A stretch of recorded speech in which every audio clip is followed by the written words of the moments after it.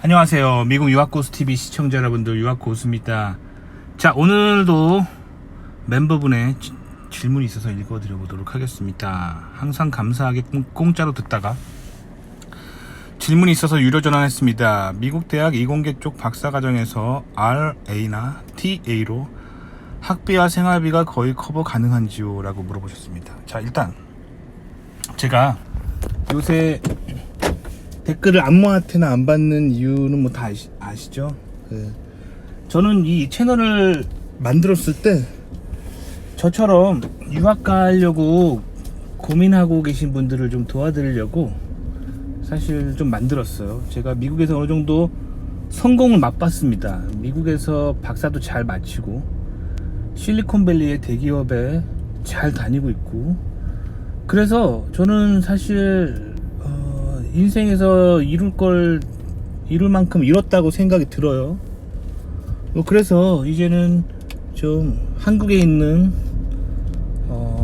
후학들을 좀 도와주기 위해서 영상을 만들었습니다. 이 채널을 만들었습니다. 근데 제가 영상에서 했던 얘기는 제 진심을 담아서 했어요. 무슨 말이냐면, 제가 진짜로 했던 거는 얘기했고, 그러니까 유학을 가기 위해서, 그리고 미국에 성공하기 위해서, 그리고 내가 하지 말아야 될 것이라고 생각했던 거는 하지 말아야 된다고 얘기했습니다. 그러니까 돈을 벌기 위해서 사람들 듣기 좋아하는 얘기를 한 것이 아니에요. 그게 아니라 제가 실제로 필요하다고 얘기한 것들을 그대로 얘기했을 뿐입니다. 근데 악플이 진짜 많았어요. 악플이 진짜 많고, 그리고 그래서 사실 제 생각에 동의하지 않는다면 그 매너 있게 물어보면 되잖아요. 죄송하지만 저는 그렇게 생각하지 않는데 그 근거는, 뭐 예를 들면 제가 살아보니까 제가 관찰한 바로는 그런 것 같지 않고, 혹은 제가 읽었던 책에 의하면 무슨 책에 의하면 그 유명하신 분이 그렇지 않다라고 말하는데 어떻게 생각하시나요? 이렇게 매너 있게 물어보면 제가 다 대답해 주겠죠. 근데 사람들이 막 쌍욕부터 박아요. 그래가지고 제가 정말 이 채널을 운영하는데 너무 피곤했어요. 너무 피곤해, 정신적으로. 그래서 채널을 막아버렸습니다. 그래서 지금은 $1에 멤버십을 가입해야지만 질문을 할 수 있게 바꿨습니다. 고작 1,000원입니다. 월 1,000원. 1,000원 좀 넘죠, 달러니까. 고작 월 $1인데 $1 필터를 건 것만으로 거의 99.99%의 악플이 사라졌습니다. 다시 말하면 악플러들은 월 $1도 없는 사람들이라는 거예요. 제 채널을 위해서 월 $1도 투자하지 않으면서 그냥 채널을 그냥 공짜로 보면서, 공짜로 보기 때문에 사람들이 어떻게 생각하냐면 쉽게 생각해요. 자기가 이 채널을 보기 위해서 투자한 게 없기 때문에, 그렇기 때문에 이 댓글 달 수 있는 이 권한을 아주 쉽게 생각합니다. 그래서 아주 쉽게 욕을 하게 됩니다. 그래서 제가 월 $1 필터를 걸자, 사실 월 1,000 얼마인데 저한테 악플 달면 그 월 1,000 얼마 주고 산 댓글 달 수 있는 권한을 잃어버리게 되잖아요, 제가 차단해버리면. 그러니까 악플이 거의 없어졌고, 그리고 제 채널을 위해서 월 $1라도 낼 수 있는 사람들은 그만큼 제 채널을 소중하게 생각하고 소중한 정보라고 생각한다는 거예요. 적어도 월 1,000원 이상의 가치를 얻을 수 있는 채널이라고 생각하기 때문에, 그런 마인드를 가지고 있기 때문에 악플을 안 달아요. 그래서 제가 계속 이런 거를 운영하려고 합니다. 이렇게. 그래서 무료로 댓글 다는 거는 이제는 불가능합니다, 제 채널에. 그래서 다 모든 건 악플러 때문이에요. 그래서 이게 좀 뭔가 싫으시다면 제 채널에 악플 달았던 사람들을 원망해 주세요. 아시겠죠? 다 그 사람들 때문입니다. 자, 그래서 일단 댓글을 읽어드리자면, 자, 박사과정 이공계 쪽에서 RA나 TA로 생활이 가능할까? 자, 일단 RA가 뭐냐면 리서치 어시스턴트입니다. 뭐냐면 연구 조교. 그리고 TA는 티칭 어시스턴트입니다. 즉 수업 조교. 자, 그래서 대학원에는 연구조교와 수업조교가 있습니다. 자, 근데 인문계열의 교수들은 RA 펀드가 별로 없어요. 왜 인문계는 RA 펀드가 별로 없냐면, 자, 예를 들어 봅시다. 고고학자가 있다고 쳐봐요. 고고학. 고고학은 인문학이 아니지. 고고학이라보다는 인류학. 죄송합니다. 인류학이라고 생각해 봅시다. 인류학. 그래서 뭐 인간의 어떤 역사와 문화를 공부하는 교수가 있다고 치면은, 사실 인류학 같은, 혹은 철학 있다고 쳐봐. 철학. 요런 분야는 사실 딱히 누가 연구비를 대주진 않아요. 연구비를. 그래서 학교 자체에서 학생들 등록금의 일부를 학교가 연구비로 쓰는 거, 그거 플러스 정부에서 좀 인문학 양성하기 위해서 주는 연구비, 뭐 요 정도 있기 때문에 이게 좀 제한이 있어요. 근데 이공계 박사과정은 신기술을 연구하잖아요. 그래서 뭐 예를 들면 핸드폰 회사에서 더 빠른 그 핸드폰의 데이터 통신 기술을 연구하기 위해 대학에 연구비를 어마어마하게 내고, 뭐 자동차 회사가 있다고 쳐봐요. 그럼 자율주행 자동차 기술을 연구하기 위해서 대학 이공계 박사과정에 엄청난 연구비를 댈 수가 있죠.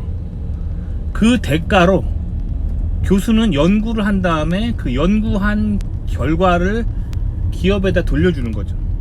그러니까 일종의 기업의 사설 의뢰 연구소로 작용할 수가 있어요. 아시겠죠? 그래서 이런 것들 때문에 이공계는 조금 돈이 많습니다. 그래서 이공계는 리서치 어시스턴트, 즉 연구조교를 돌릴 수가 있어요. 그러니까 이공계 연구조교는 대부분 그러니까 연구하려고 하는 거예요. 뭐 예를 들면, 자 봐봐요. 무인 자동차 기술 연구하기 위해서 기업이 어떤 회사에 뭐 예를 들면 1,000억 원을 연구비로 투자했다고 칩시다. 그러면 그 1,000억 원 투자했으면 일정 부분 학교에서 떼가겠죠. 그리고 교수한테 학교에서 연구비를 할당해 주겠죠. 그럼 교수는 그 연구비로 박사과정 학생들 뽑는 거예요. 그러니까 뭐 보통 교수들이 박사과정 한 2-3명 밖에 못 데리고 있는다. 근데 연구비를 많이 투자받은 랩은 연구비가 많기 때문에 박사과정을 뭐 20명 30명 뽑을 수가 있는 거예요. 아시겠죠? 그렇기 때문에 이공계가 학교 공부하기가 유리합니다. 왜냐면 학비 면제를 많이 받기 때문에. 아시겠죠? 자, 그리고 TA라는 거는 이제 지도교수가 수업할 때 교수는 수업 준비만 하고, 뭐 숙제 채점 같은 거는 교수님이 막 세계적인 석학이 한 명 한 명 채점하면 좀 낭비니까 어떻게 하냐면 수업 조교한테 채점을 시킵니다. 그래서 교수가 답안지를 줘요. 그래서 이 답안지에 나와 있는 이론들이 학생의 답안지에도 나와 있으면 만점. 그리고 뭐 3개 중에 2개만 나와 있으면 70점. 뭐 이렇게 3개 중에 하나만 나와 있으면 30점. 이렇게 가채점을 시킵니다. 그게 사실 되게 오래 걸려요. 저도 TA를 해봤는데 학생들이 시험 채점하는데 일주일 꼬박 걸려요. 하루 종일 일해도. 그러니까 교수가 그렇게 하면 낭비죠. 그러니까 교수가 박사과정 학생한테 시키는 겁니다. 이게 TA입니다. TA는 인문계도 많아요. 왜냐면 인문계도 교수가 채점 같은 거는 학생이 시키니까요. 그러니까 이렇게 보시면 돼요. 인문계열은 거의 TA밖에 기대할 수가 없는 거죠. 그런데 이공계는 RA와 TA를 둘 다 기대해 볼 수 있는 거죠. 저는 둘 다 해봤습니다. 제 지도교수가 수업이 있는 학기에는 TA를 하고, 지도교수가 수업이 없는 학기에는 지도교수가 물어온 기업의 연구를 수행하고 RA 장학금을 받았어요. RA든 TA든 받으면 어떻게 되냐? 받으면은 학비가 면제됩니다. 참고로 제가 다녔던 학교는 주립대였는데 박사과정 학비가 한 학기에 뭐 요즘은 한 15,000불 정도 하더라고요. 한 학기에 15,000불입니다. 그러니까 뭐 대충 환율을 하면 뭐 1,700만원? 매 학기 1,700만원의 학비가 면제되는 거예요. 그 학비를 대신 내주는 거예요. 연구비에서. 그러니까 사실 굉장히 달콤합니다. 매 학기 1,700만 원이나 되는 학비를 면제받고, 박사과정이면 상당히 길잖아요. 쭉 면제받았어요. 그러니까 얼마나 기뻐요. 되게 좋은 거예요. 아시겠죠? 자, 그 다음에 그거 플러스 월급이 나오죠. TA를 하든 RA를 하든 항상 저는 한 2,300불 정도 월급을 받았는데, 요즘은 물가가 올라서 좀 더 준다고 합니다. 요새는 한 3,000불 월급 줄 거고, 물가가 비싼 지역은 좀 더 줄 겁니다. 자, 근데 어쨌든 요 정도 학비를 받는다고 쳐요. 거기다 뭐가 또 있냐면 의료보험을 줍니다. 의료보험. 그러니까 한국은 국민건강보험공단에서 전국민 의료보험 시스템이잖아요. 그래서 그 의료보험증 가지고 여러분들 병원 가고 뭐 치과 가고 그러잖아요. 미국은요, 그러니까 미국 관점으로 한국의 이 시스템을 봤을 때 이게 좀 사회주의적인 거예요. 제가 항상 말하지만 미국 사람들이 한국 사회를 바라봤을 때는, 아, 저 사회는 굉장히 사회주의구나, 공산주의 되게 좋아하는구나 라고 느낄 수 있습니다. 왜냐면 미국 입장에서는 국가가 막 그 모든 사람들의 의료를 막 보장해주지 않아요. 싸제 의료보험에 의지하는 시스템이에요. 그래서 회사에 입사를 하면 회사 월급, 그러니까 회사 연봉 플러스 의료보험을 주고요. 근데 박사과정도 어떻게 보면 직장이라고 볼 수 있거든요. 그러니까 월급 나왔으니까 이제 학교에서 학생 의료보험을 주는 거예요. 자, 그러면 여러분들 그런 얘기 많이 들어보셨죠? 미국 의료비 너무 비싸다. 그런 인터넷에 그런 개인 방송 하는 사람의 정체를 알겠죠? 네, 회사를 다니지 않는 사람들이에요. 그러니까 보통 그런 개인 방송 하는 사람들, 미국 의료비 비싸다 하는 사람들은 그렇게 보시면 됩니다. 자영업자들, 뭐 미국에서 세탁소를 하거나 슈퍼마켓을 하거나 뭐 미용실에서 자기 가게 샵을 하는 사람들은 이거는 의료보험이 없어요. 이런 사람들은. 그러니까 아프면은 병원비가 비싼 거예요. 그러니까 병원 가실 때 그 보험 수령한 후에 내 부담금 얼마 되는지 영수증 받잖아요. 그거 한번 보시면은 많은 돈을 의료보험에서 내주는 걸 알 수 있어요. 그리고 의료보험에서 내줬기 때문에 내가 아플 때 조금 내는 거잖아요. 근데 의료보험이 없는 사람 입장에서는 이걸 다 내야 되는 거예요. 근데 한국은 그럴 일이 없죠. 왜냐면 전국민 의료보험 시스템이기 때문에. 근데 미국은 이게 사설이라니까요. 프라이빗 메디컬 인슈런스 제도이기 때문에 내가 얼마나 좋은 직장을 다니고 있느냐에 따라서 의료비가 천차만별인 거예요. 아시겠죠? 그래서 제가 박사과정 다녔을 때 같은 경우는 저는 크게 3개의 의료보험을 받았습니다. 학교 인사과로부터. 자, 뭐였냐면 일반 건강보험, 병원에 일반적으로 제가 뭐 감기 걸리거나 수술하거나 그럴 때 가는 거, 일반 건강보험 플러스 치과보험, 이빨 아플 때 뭐 충치 때우고 금리 씌우고라고 말하는데 미국 사람들은 금리를 잘 안 씌웁니다. 금리 씌우는 게 미국엔 되게 촌스러운 거예요. 그래서 이빨 색깔의 그 세라믹 계열의 크라운 씌워야지 금리 씌우면 안 됩니다. 미국에서 금리 씌우면은 미국 사람들이 이렇게 생각해요. 저 사람 되게 가난하구나, 가난한데 금리 씌워가지고 자랑하려고 그러는구나, 이런 마인드로 보기 때문에 되게 가난한 사람으로 봅니다. 아시겠죠? 그러니까 금리 씌우면 안 돼요. 미국에서 최고로 좋은 거는 이빨 본연의 색. 어쨌든 그 다음에 이제 그 안경, 그러니까 안과보험. 미국은 안경을 맞출 때 의료보험이 적용이 됩니다. 그래서 제가 뭐 안경 맞출 때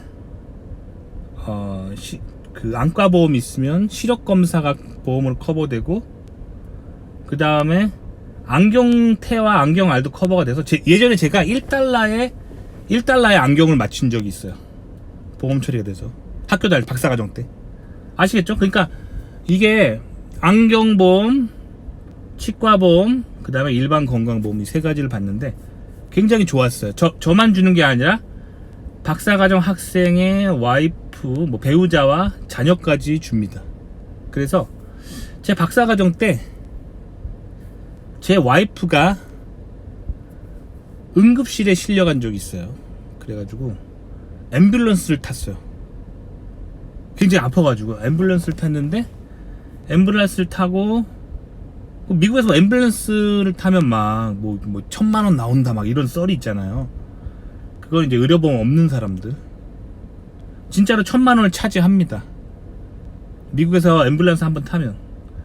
근데 저는 그때 학교에서 준 박사과정 학생 보험이 있어가지고 그거를 제시했더니 1,000,000원에서 990만원을 보험에서 내주고 저는 딱 100불 정도, 그러니까 한 10만원 정도, 한 100불 좀 넘게, 아니 10만원 좀 넘게 100불 정도 냈습니다.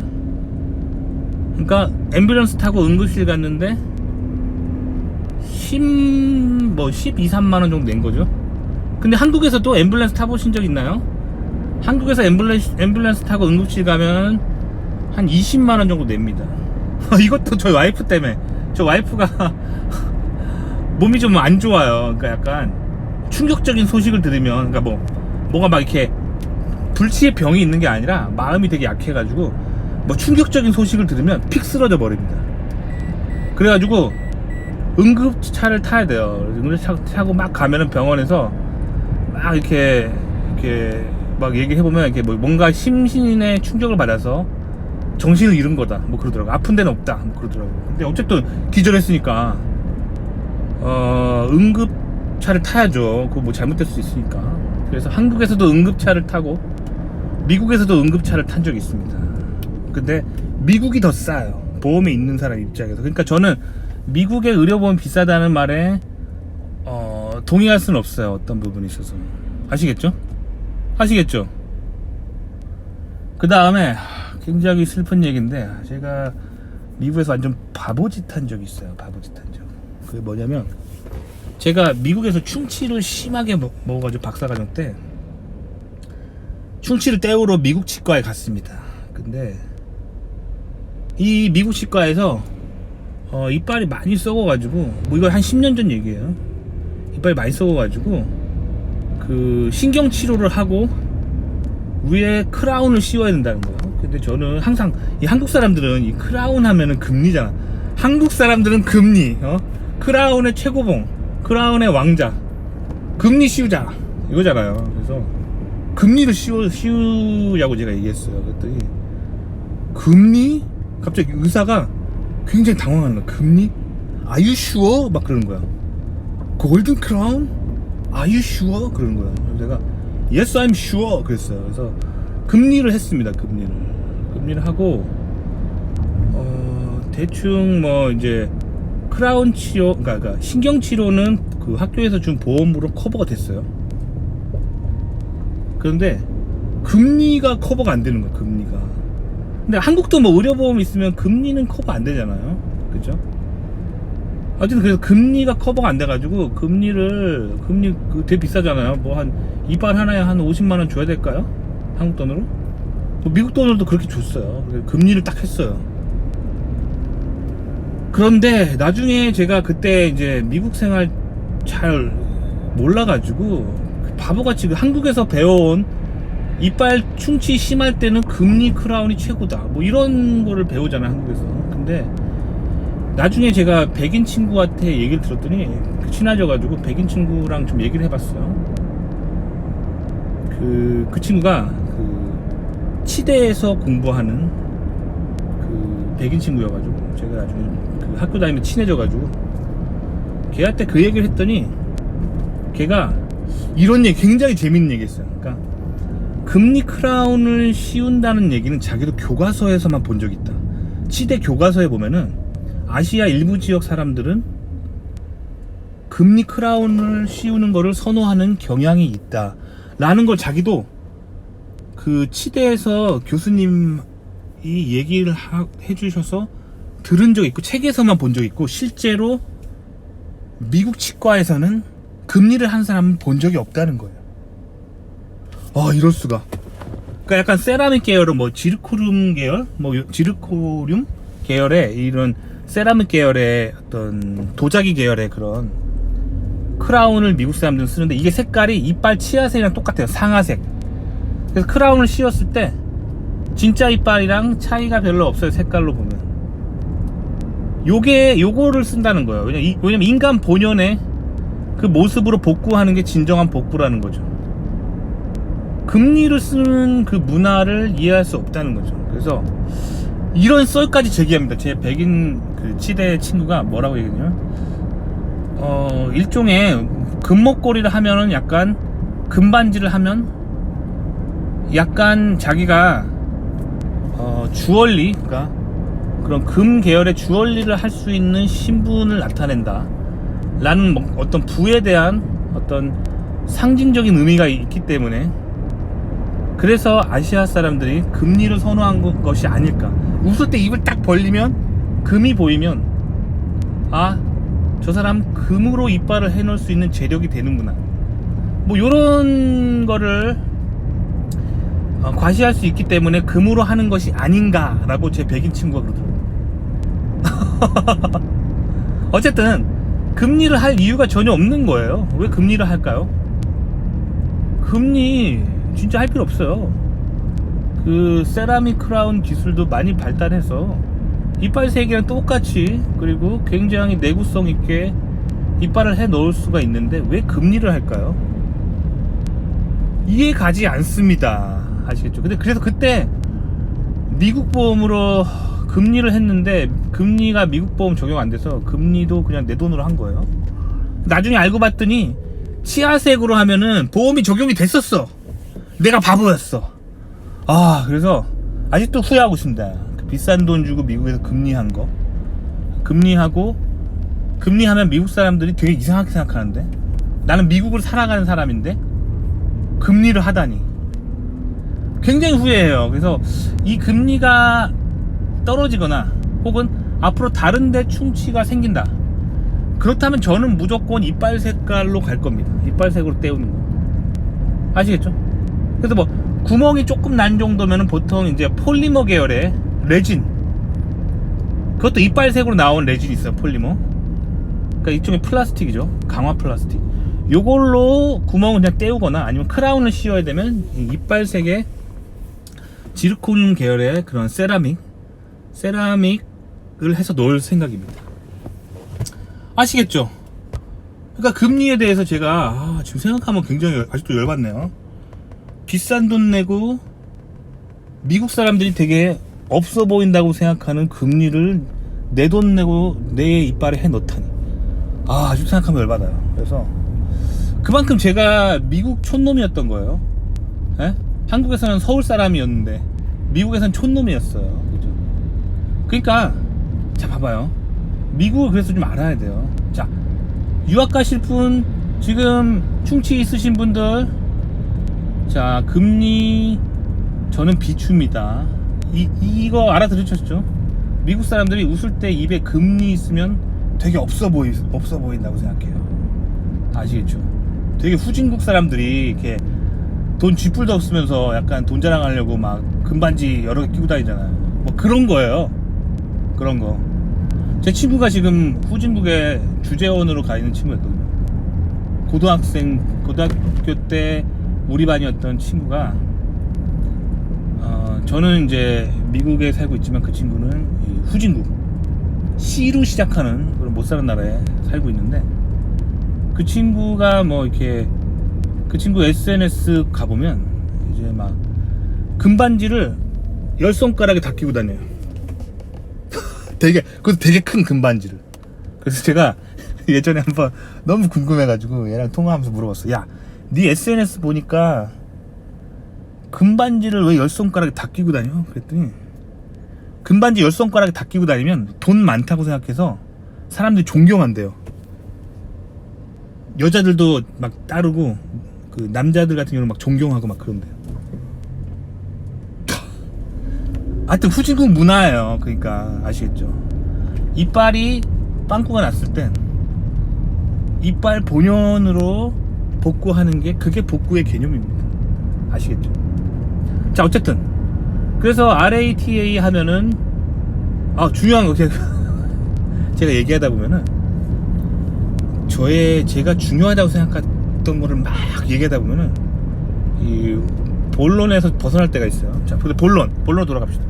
자, 그래서 RATA 하면은 그래서 의료보험은 다 커버된다는 거, 본인 배우자. 근데 문제는 박사과정 정도 되면은 결혼을 해서 오셔야 돼요. 제가 항상 말씀드리지만 미혼인 채로 유학을 오잖아. 대학원 유학 오면은 결혼을 못 하게 됩니다. 하고 싶어도 못 하게 돼요. 결혼을 해서 오셔야 되는데 문제는 뭐냐면 이 월급 3,000불로 미국에서 가정을 꾸리기엔 턱없이 부족해요. 물론 살면 삽니다. 이걸로 충분히 월세 내고 밥 사 먹을 수 있어요. 생계를 할 수 있는데 또 이렇게 말하면 또 여성 구독자들이 굉장히 또 비난하겠지만 결혼해서 살 때 여성들은요 가끔 이렇게 좀 핸드백도 하나 사줘야 되고, 그죠? 좀 명품 핸드백 하나 걸쳐줘야 되고, 또 목걸이 같은 거 딱 있잖아. 보석 박힌 거 있으면 또 사줘야 되고, 또 그렇단 말이에요. 그리고 또 괜찮은 옷 있으면 또 좀 패션 괜찮은 거 좀 사줘야 되고, 그런 게 있어요. 그죠? 남자들은요 군대를 갔다 와서 군복 옷 한 벌 가지고 2년을 버티잖아요. 그래서 남자들은요 뭐 그런 거 없이도 자기가 해야 될 일이 있으면 살 수가 있는데, 여성분들은 사실 그래요. 핸드백도 좀 하나 사줘야 되고, 하여튼 그렇다는 거예요. 그렇기 때문에 결혼 생활을 유지할 수가 없어요. 월 3,000불로. 그러니까 절대 월 3,000불로 결혼해서 결혼 생활 유지할 수 없어요. 또 배우자랑 또 여행도 가줘야 될 거 아니야. 여행도 가줘야 되고, 또 갔으면 또 스테이크로 칼질도 한번 해줘야 되고 그러잖아요. 랍스타도 한번 먹어줘야 되고, V 찍고 SNS에 좀 올려줘야 되고. 사람 사는 게 그런 건데 월 3,000불로 안 된다는 거예요. 그래서 박사과정 때 이걸로 결혼하시는 분들은 못 살아요. 이 플러스로 좀 더 가져올 수 있어야 돼요. 월 얼마씩 한국에서 부모님이 좀 도와주셔야 돼요. 결혼하신 분. 아시겠죠? 자, 그런데 이제 혼자 유학 왔다. 그럼 가능합니다. 혼자 독신이다. 그러면은 충분히 살 수 있어요. 저 돈으로. 다만 이제 중고차라도 한 대 살 돈은 마련해 와야겠죠. 왜냐면 차량 유지비 정도는 될 수 있는데 월 3,000불로 차를 갑자기 살려고 그러면 힘들죠. 그러니까 중고차 한 대 살 정도의 목돈은 좀 있어야겠죠. 그러면 혼자 충분히 살 수 있습니다. 3,000불로 뭐 한 1,500불 정도는 월세를 내고 나머지 1,500불 정도로 한 달 살 수 있죠. 충분히. 자동차 연료비, 인터넷비, 핸드폰비, 그리고 밥값 다 낼 수 있습니다. 혼자 살 때는. 아시겠죠? 그러니까 가능한 게 이제 1인 기준이에요. 1인 기준. 근데 2인 기준으로는 안 됩니다. 결혼한 커플은 안 돼요. 절대 못 살아요. 저걸로. 그러니까 그거를 감안하자면 가난한 박사과정 학생들이 유혹을 느끼는 게 결혼을 포기하게 되죠. 그래서 박사과정 끝나고 결혼하면 되지 하고 오는데 그게 안 된다니까요. 왜냐면 결혼을 하기 위한 정년기가 있습니다. 그죠? 사람이 딱 결혼을 기회가 찾아오는 나이대가 있어요. 그 황금 타임을 박사과정 하면서 놓치게 됩니다. 그 박사과정 때는 그리고 연애할 시간도 없어요. 그래서 결혼을 못하게 됩니다. 박사과정 때 결혼을 안 한 채로 유학 오면은 죄송한 얘기지만 거의 평생 독신으로 사는 경우가 대부분이에요. 그래서 저도 지금 실리콘밸리에 독신인 그 박사과정 유학생 출신들 보면은 나이 50, 60 먹도록 결혼을 못해요. 노총각들 많아요. 근데 이 사람들이 노력을 안 한 게 아니에요. 그리고 비혼주의자가 아니에요. 정말 결혼하고 싶다, 정말 결혼하고 싶다 하는데 결혼이 안 돼요. 왜냐면 그 황금기를 놓쳤기 때문에. 일단 박사과정 때는 공부하느라 연애할 시간이 없고, 박사 끝나면 이제 커리어 쌓느라고 뭐 교수를 위해 달려가든지 아니면 대기업 취업을 위해 달려가든지 그걸 하느라고 또 연애할 시간 없어요. 그리고 그때 되면 나이가 되게 많잖아요. 뭐 40 가까이 되는 나이인데 결혼하려고 하지 않아요, 사람들이. 그 나이 많은 노총각이라. 그러니까 또 그 나이대에서 결혼하려면 돌싱 여성분을 찾거나, 뭐 일단 젊은 여성하고는 거의 안 된다고 보면 돼요. 그렇기 때문에 뭐 돌싱이나 같은 뭐 처지에 있는 노처녀를 만나는 건데, 그럴 확률도 잘 나지 않습니다. 잘 나지 않아요. 그렇기 때문에 결혼이 진짜 힘들어요. 진짜 힘들어요. 이거는 팩트입니다. 근데 제가 이 얘기를 했을 때 예전에 악플을 되게 많이 받았어요. 어떤 사람들한테 악플을 많이 받았냐면, 여성분인데 박사과정 유학 가려고 하는 미혼 여성분이 저한테 뭐 한 A4 한 2장 분량의 악플을 저한테 달았던 것 같은데, 그러니까 왜 악플 달았는지 알 것 같아요. 봐봐요. 미혼 여성이고 박사 유학 가려면 나이가 많단 말이에요. 30대 초반 정도에서 20대 뭐 후반 정도 됐겠죠. 그럼 그 나이대에 한국 여성들은 부모님한테 푸시를 되게 많이 받아요. 너 언제 시집가냐, 너 언제 시집가냐, 너 언제 시집가냐. 근데 딸은 근데 그 상황에서 박사과정 간다고 하는 거예요. 결혼 안 하고. 그러면 부모님이 걱정을 진짜 많이 한다고요. 그거 안 봐도 비디오잖아요, 그쵸?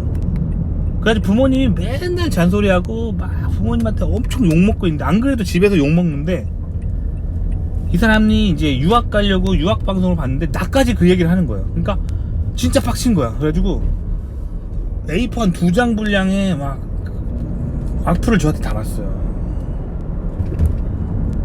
하여튼 그래요. 그렇다는 거예요. 자, 근데 그래서 제가 사람들한테 이제 제 영상을 보는 시청자분들한테 드리고 싶은 말씀은, 저는요 아침 드라마의 작가가 아니에요. 아침 드라마 보신 적 있나요? 아침 드라마는 그 인간이 보고자 하는 그 욕망을 그대로 그립니다. 아침 드라마는 인간의 욕망을 그대로 표현하고 있어요. 아침 드라마 보시면은 뭐 그래요. 막 평범하게 이렇게 살림하고 있었고 시어머니한테 막 구박받고 있어요. 그리고 남편은 자기를 사랑하지 않고 일만 해. 막 그런 슬픈 상황에서 어렸을 때 막 고등학교 때 자기를 짝사랑했던 남자가 멋진 중년이 돼서 나타나요. 근데 열나 잘생겼어. 되게 멋있어졌어. 그리고 매너도 있고 막 수트빨이 막 있어. 그 멋진 남자가 너를 잊은 적이 없어 막 하면서 막 사귀자 그래요. 그래서 불륜으로 막 갑니다. 불륜으로 막 가요. 막 그런 스토리야. 그런 스토리. 인간이 가지고 있는 욕망의 세계를 막 그린 거예요. 그러니까 저는 아침 드라마의 작가가 아닙니다. 사람들이 보고자 하는 그 욕망의 그 어떤 실루엣을 영상으로 만드는 사람이 아니에요. 실제로 겪은 거. 결혼 안 해서 유학 오면 결혼 못 해요. 제가 관찰하면 거의 그래요. 아시겠죠? 그게 이제 실제적인 어떤 제가 바라본 팩트입니다. 아시겠죠? 근데 아침 드라마가 진짜 웃긴 게, 그래서 막 이렇게 아침 드라마에 그래서 뭐 예를 들면 그래서 주인공이 그래서 짝사랑한 그 남자가 그래서 결국에는 불륜으로 가서 이제 사랑이 이루어져요. 뭐 이루어질 수 없는 사랑이 이루어져요. 그런데 꼭 남자가 암에 걸려가지고 시한부 인생을 선고받아. 그래서 원래 스토리는 죽게 돼 있는 거야. 그래서 그 남자가 죽게 돼 있는 건데, 이러면 이제 아침 드라마 시청자들이 방송국에 막 전화를 해요. 막 전화해가지고 막 화내고 떼쓰고 막 하여튼 온갖 욕을 하고 막 작가 나오라 하고 막 해가지고 막 욕을 해요. 그럼 어떻게 되냐면 작가가 너무 스트레스 받아가지고 나중에는 시나리오를 고쳐요. 그래가지고 암이 기적적으로 완치되는 그런 해피엔딩으로 끝나. 이게 아침 드라마야. 아침 드라마. 아시겠죠? 저는 아침 드라마 작가가 아니에요. 그러니까 저한테 악플 달지 마세요. 그러니까 그분들이 원하는 건 그거예요. 내가 그런 얘기를 해주고 싶은 거야. 아, 늦게 나이 들어서 미혼으로 유학 와도 괜찮습니다. 캠퍼스에서 우연히 운명적인 사랑을 만나게 돼서 결혼해서 행복하게 살 수 있습니다. 이 얘기를 내가 하기를 바라는 거야. 근데 그거는 내 입장에서는 거짓말이라니까요. 왜냐면 그거를 제가 봤으면, 같이 유학한 유학생 집단에서 그런 스토리를 한 건이라도 봤으면 제가 얘기할 텐데 한 건도 본 적이 없어요. 그리고 현실은 캠퍼스에서 우연히 운명적인 사랑을 만날 수가 없어요. 왜 그러냐면, 제가 한인 유학생으로서 유학 왔을 때 저희 과에 한인 유학생들이 한 15명 정도 있었는데 2명 빼고 다 결혼을 해서 박사과정 유학 왔어요. 아시겠죠? 자, 그럼 그 2명, 결혼을 안 한 사람 2명 중에 둘 다 결혼을 못하고 노총각으로 계속 미국에 살고 있었어요. 그 한 명은 아직도 노총각이에요. 그래서 한 명은 지금 40을 넘었는데 아직도 결혼을 못하고 있습니다. 노력을 하는데, 비혼주의자 아닙니다. 아닌데 결혼의 시기를 놓쳤기 때문에. 아시겠죠? 한 명은 내가 너무 불쌍해서, 제가 걔를 되게 아끼는 후배거든요. 걔가 항상 저를 형 하고 막 따랐어요. 어떨 때는 막 형님 그래요. 형님. 막 이렇게 저를 따르는 후배니까 제가 얼마나 또 아껴요. 그래가지고 정말 무리해서 제가 걔 여자 소개시켜주냐고 진짜 무리했어요. 제가 막 대기업 입사하듯이, 대기업 입사하는 연구핏을 찾듯이 이 사랑하는 후배를 위해서 연구핏을 내가 막 찾아주듯이 여자 핏을 찾아줬어요. 그래가지고 찾고 막 하다가 결국엔 찾았어요. 홍기를 놓친 그 노처녀가 있었어요. 얘보다 나이가 4살 많은, 5살인가? 하여튼 그런 올드한 그 노처녀를 제가 찾고 찾아서 소개를 해줘가지고 겨우 결혼했어요. 결혼했는데 최근에 그러니까 아주 늦게 결혼한 거야. 아주 늦게. 남자 여자 아주 늦게. 그거는 이제 저의 어떤 엄청난 노력이 있기 때문에 제가 도와줘서 그렇게 된 거지, 보통은 그렇게 되지 않는다는 거예요. 정말 힘들어요. 그건 기적적으로. 근데 하여튼 얘네 가정에, 근데 제가 어쨌든 억지로 이렇게 해가지고 소개를 해줬는데 이제 이렇게 안 하려고요. 너무 무리해가지고 제가 그 커플을 성사시켜 줬는데 굉장히 문제가 많아요 지금. 일단 너무 나이 들어서 둘이 결혼했고, 또 여자가 또 나이가 너무 많아요, 남자보다. 그러니까 이게 막 누나 역할을 하려, 누나처럼 굴려고 그런 거야. 그러니까 이게 부부 문제가 되게 많죠. 부부인데 약간 누나처럼 막 굴려고 그러니까, 막 어린 동생이 막 말 안 듣는 것처럼, 어린 남동생이 말 안 듣는 것처럼 막 이렇게 구니까 이게 지금 잘 안 돼. 그 커플이 위태위태합니다. 제가 그 두 커플을 성사시켜 주고도 굉장히 지금 미안한 마음이 있어요. 다시는 그렇게 커플 매칭 안 시켜주려고요. 위태위태한 가정이 있습니다.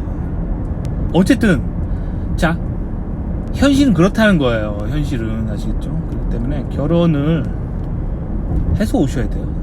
그래서 지금 유학을 준비하신다 그러면은 제 생각에는 그 학부 4년 동안은 학점을 잘 만드신 후에 졸업하고 직장생활 한 2년 정도 하세요.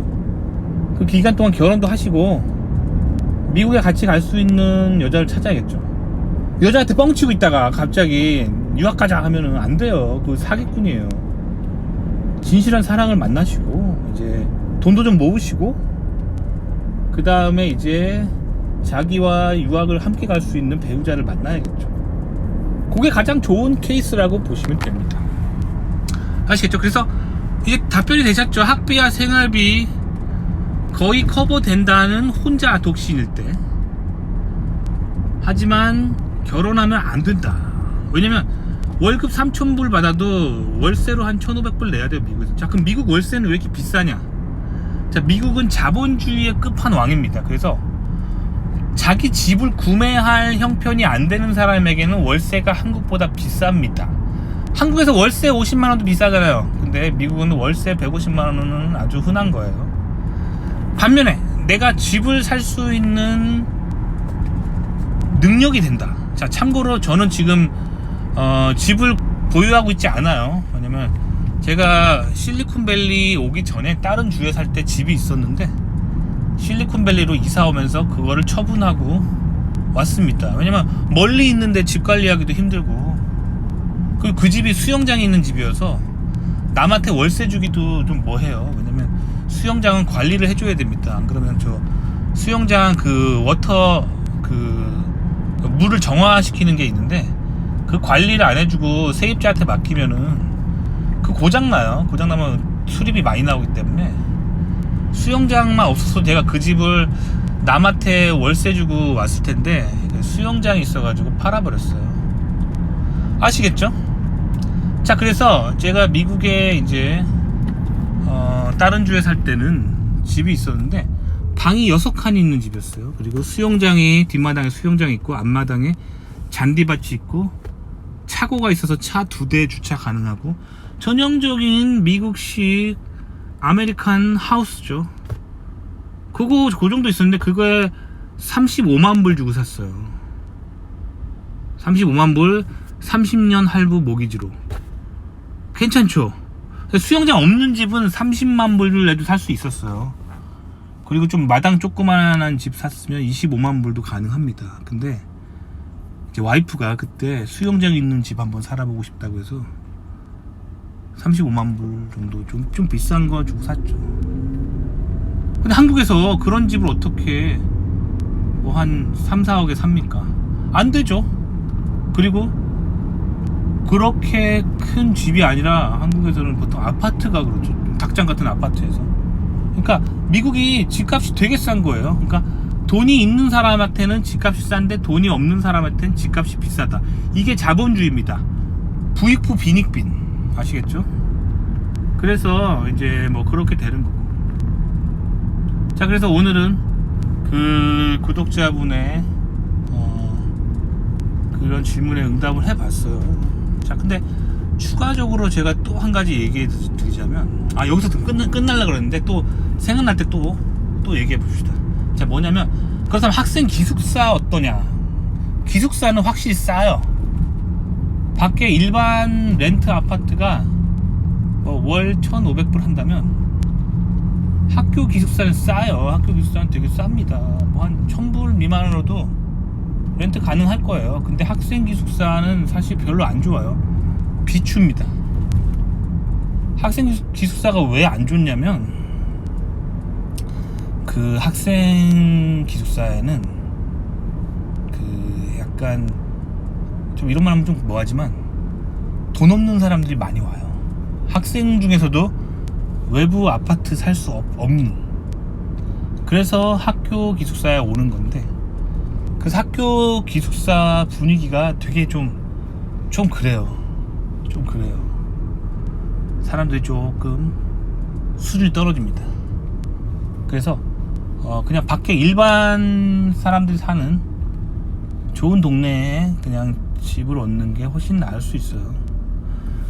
그러니까 제 와이프가 전 박사과정 때 이제 결혼을 하고 있었잖아요.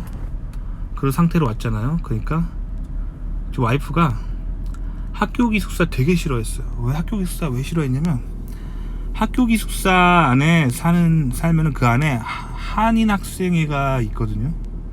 기숙사 한인 학생회 이런 게 또 있어요. 한국 사람들 항상 어디 이렇게 조직을 만들어요. 그래가지고 되게 피곤하게 합니다. 그래서 이렇게 뭐 분기별로 그 뭐 삼겹살 구워 먹는 모임 뭐 이런 게 있어요. 그래가지고 뭐 모이면 뭐 하냐면 같이 돈 걷어가지고 삼겹살 뭐 이런 거 사가지고 잔디밭에서 같이 구워 먹고 뭐 이렇게 오손도손 사는 건데, 근데 이게 되게 좀 모습이 좀 부정적이에요. 제가 봤을 때 이 한인 기숙사 학생회 이런 데는 되게 부정적이에요. 저는 그래서 그 자유롭게 사는 게 좋지, 이렇게 있게 되잖아요. 한국 사람들끼리 모이면은, 왜 우리 학교 다닐 때 항상 배우잖아. 한국 사람들은 뭐 두레와 품앗이라는 문화가 있고 매우 공동체 지향적이고 매우 화목한 문화다, 막 학교 다닐 때 배우잖아요. 그래서 두레 품앗이 문화가 나타납니다. 그래서 한인 기숙사 학생회 이제 모임 가면은 이렇게 두레 품앗이가 나타나는데, 이거 진짜 이거 완전 공산주의예요. 진짜 피곤해요. 누구 한 명이 뭐 집을 이사 가요. 이사 들어오거나 이사 나가요. 그러면은 그 한국 사람들이 두레 품앗이 해줘야 돼요. 그래서 이삿짐 날라줘야 돼요. 진짜 피곤해요. 저는 저 이사 갈 때 누구 귀찮게 안 해요. 그냥 이삿짐 센터 부르면 돼요. 그리고 돈 내면 되잖아요. 근데 한국 사람들 왜 그런지 모르겠어요. 두레 품앗이 문화가 됐어. 누가 한 명 이사 가면은 거기 한인들이 다 가서 도와줘야 돼요. 안 도와주잖아요? 뒷담화 엄청 해요. 누구는 이기적이고, 쟤는 왜 맨날 공동체가 뭐 하는데 왜 안 나오고, 뭐 이기적인 인간 하면서 막. 하여튼 그래서 뭐 시험 앞두고 이사 가는 사람도 있어. 왜 시험 앞두고 이사 가? 기말고사 끝나고 뭐 이사 가든지 하지. 기말고사 얼마 안 남았는데 막 이사 간대. 이사 들어온대. 진짜 짜증나요. 가서 그 도와줘야 돼요. 그렇게 하고 뭐 이렇게 뭐 일당 주는 것도 아니에요. 그렇게 하고 다 한 다음에 수고했다고 뭐 짜장면 한 그릇 사주고 뭐. 그리고 되게 웃긴 게, 나중에 그 한인 학생들 서로 친해지면은 노크를 안 하고 그냥 벌컥 들어와요. 노크를 안 하고. 그리고 또 왜 문은 또 왜 안 잠그는지 모르겠어. 그러니까 보통 밖에 아파트 살 때는 다 문을 잠그고 사는데, 학교 기숙사는 그 학교 그 기숙사 메인 게이트에서 그 수위가 이렇게 잠그기 때문에 밤 되면은 그 안에서는 잘 안 잠그는 경우가 있거든요.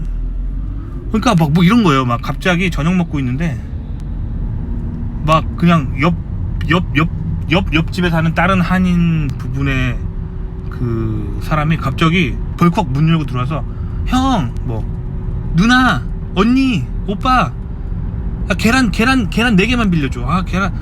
지금 계란 후라이 먹으려고 하는데 계란이 없네. 뭐 요런 문화가 나오는데, 저는 내 계란이 떨어졌으면 그냥 안 먹어요. 안 먹고 다음에 장 볼 때 사와서 그때 먹지. 내 지금 계란 먹고 싶다고 옆집 뭐 앞집 뒷집 가서 계란 4개만 빌려줘요. 이렇게 하지 않아. 근데 그런 문화 나타난다니까요, 한국 사람들 있으면. 그리고 또 웃긴 거는 계란 4개 또 빌려 주잖아요. 그럼 또 계란 4개 받으러 갈 수도 없어. 그거 뭐 너무 쪼잔해 보이는 것 같고. 그렇게 하다 보면 계란 4개 결국 못 받아요. 그러니까 결국 그냥 주는 거예요. 그러니까 이게 좀 약간 귀찮아. 이런 뭔가 되게 귀찮은 뭐 이런 게 있는데, 이거를 한국 사람들은 정의라고 생각하기 때문에 저는 굉장히 좀 피곤했어요. 근데 결정적으로 제가 기숙사를 싫어하게 된 사건이 있는데, 한인들하고 삼겹살을 구워 먹기로 했어요. 근데 한 20명 정도의 모임이었어요. 삼겹살 파티죠. 삼겹살 구워 먹을 곳을 선정하고 불판을 다 구해오고 삼겹살을 사오고 막 그러는데, 한 명이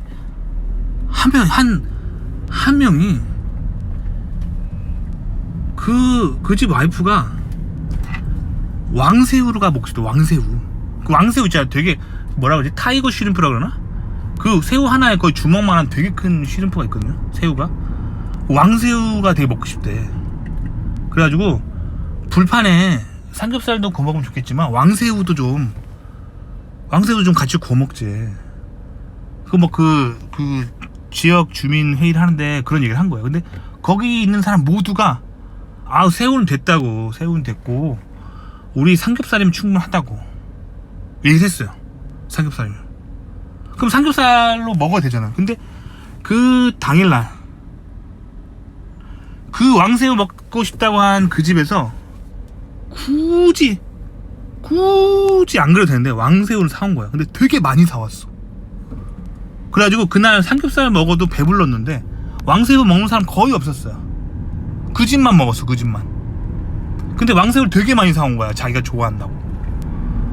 왕새우를 사왔는데 그러고 나서 그 공동체의 룰은 항상 먹은 건 n분의 1이야. 왕새우를 남았다니까요. 돈 엄청 낭비했는데 그것도 n분의 1로 해야 돼. 그래가지고 그때 다 n분의 1 했어요. 근데 사람들이 계속 욕하는, 아직도 그때 얘기하는 친구가 있어. 10년 전 얘기인데 그날 너무 열받아가지고 그때 왕새우 엄청 남고, 왕새우가 또 되게 비싸요. 돈 많이 들어가지고 사람들이 다 열받았던 거 아직도 기억하더라고. 그러니까 이렇게 공동체에서, 공동체라고 하면은 그 공동체의 룰을 지켜야 되는데 또 룰도 안 지켜. 막 그러면서 막 뭐 자기 먹고 싶은 거 있다고 막 그렇게 떼쓰고, 그래서 막 이렇게 뭐랄까 좀 균열이 막 일어나고 서로 막 뒤에서 욕하고, 이게 되게 많아요. 그래서 기숙사는 비춥니다. 그래서 기숙사 같은 데 살지 마시고요, 그냥 평범한 미국 사람들이 사는 동네에서 그런 아파트 월세 사시면 되겠습니다. 아시겠죠? 나중에 제가 이제 좀, 저도 이제 학교 근처에 살면 이렇게 피곤한 일이 너무 많아가지고, 한인들 때문에 그 학교에서 한 30분 정도 차 타고 나가면 있는 굉장히 한적하고 좀 부유한 동네에 있는 괜찮은 아파트로 이사를 갔어요, 렌트. 거기다 이사 갔는데 주로 이제 강남 출신의 개인주의적인 성향을 좀 가진, 프라이버시를 중요한 한인들은 다 거기 살더라고요. 그래서 서로 터치 안 하고 인사도 안 하고 프라이버시 존중하고 아주 괜찮았어요. 근데 반면 한인 기숙사에 사는 사람들은 좀 죄송한 얘기지만 좀 촌에서 온 사람들이 많아요. 그래서 그게 사실 촌의 문화야. 막 그 촌에서 막 공동체 문화 있잖아. 막 둘의 품앗이, 그런 게 나타난다는 거예요. 그렇기 때문에 저는 기숙사 문화를 좀 안 좋아합니다. 특히 기숙사에 이제 한인들끼리 막 이렇게 뭉치는 문화 너무 안 좋아하기 때문에 돈 좀 아끼려고 기숙사 가는 거는 조금 아니에요. 너무 힘들어요. 아시겠죠? 하여튼 그 기숙사 얘기를 하면, 그래서 나중에 그 기숙사에서 무슨 일이 벌어졌냐, 그 기숙사에 가든이 있거든요. 가든. 그러니까 미국에서 보통 가든은 뭐냐면, 자기가 꽃 심고 싶으면 꽃 심고 싶고, 식물 심으면 식물 심을 수 있도록 뭔가 씨앗을 심어도 괜찮다고 허락해준 그런 곳이에요. 나중에 그 한인들이 어떻게 하냐면 집단 농장을 하나 만들더라고, 거기다. 그래가지고 오이랑 상추, 고추, 깻잎 이런 걸 같이 심어가지고, 근데 그게 또 진짜 피곤해. 또 같이 씨 뿌리고, 같이 물 주고, 같이 잡초 뽑고, 같이 수확하고, 이런 또 둘의 품앗이가 나타나니까, 난 진짜 그런 문화 너무 싫어요. 너무 싫어요. 그런 공산당 같은 문화. 같이 일하고 똑같이 나누고. 저랑 안 맞아. 왜냐면 나는 공부하고, 내가 공부하고 싶을 때 공부하고 싶고, 그렇지. 막 끌려다니면서 이번 주말에 우리 잡초 뽑아야 되는데 몇 시까지 이렇게 우리 공동 텃밭으로 오세요. 이상입니다.